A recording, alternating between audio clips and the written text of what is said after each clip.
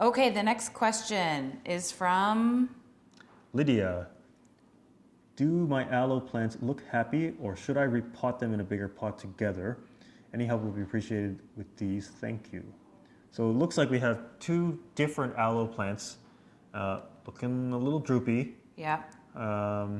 Maybe even a little loose in the soil. I'm not sure.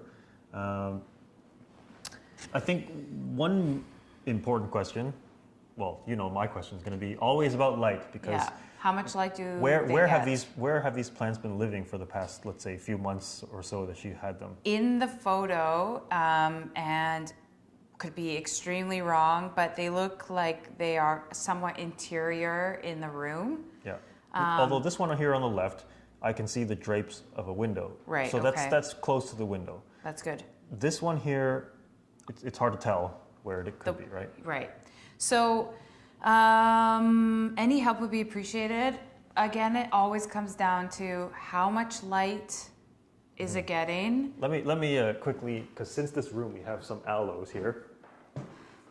So here we've got like 3 aloe plants together, but they were planted that way together since you bought them. Yes. And they've been sitting here in this room, which is south facing, and right now even the sun is blasting on them.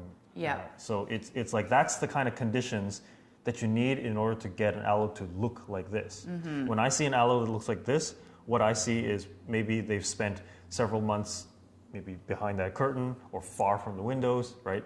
And that's just sort of like the plant is trying its best with whatever light it's getting, right? And another thing with aloe that I find happens a lot is people water them quite a bit.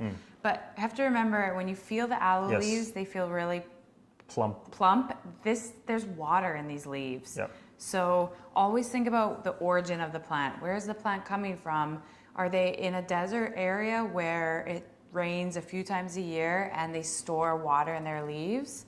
So aloes don't need as much water as some of the other plants. Yep. That being said, how much you water is relative to how much light it's getting, because these aloes get tons of light. They actually get a bit sunburnt in the summer.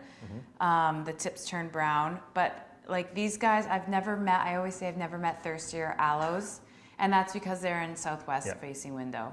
Yeah, and so then, you know, Jazz, you would tell somebody that for these aloes, you need to check up on them like at least every week, right? And even if you end up watering it once a week, we can't say to someone else, therefore you should also water your aloes once a week, exactly. Right? Yeah, that is the trickiest part, and the community is so helpful. Everybody really pours all of their ideas and heart into helping each other. But really what it comes down to is how much light does your plant receive, and then everything else can snowball from there.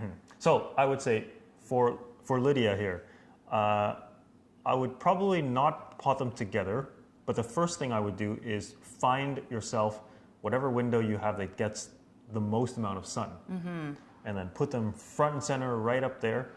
And in terms of then your watering strategy will be like feel the leaves, so that when the leaves are slightly less plump, which by then the soil will be bone dry, then just give it a thorough soaking. And that frequency will be, I don't know, anywhere from a couple weeks to a month between waterings.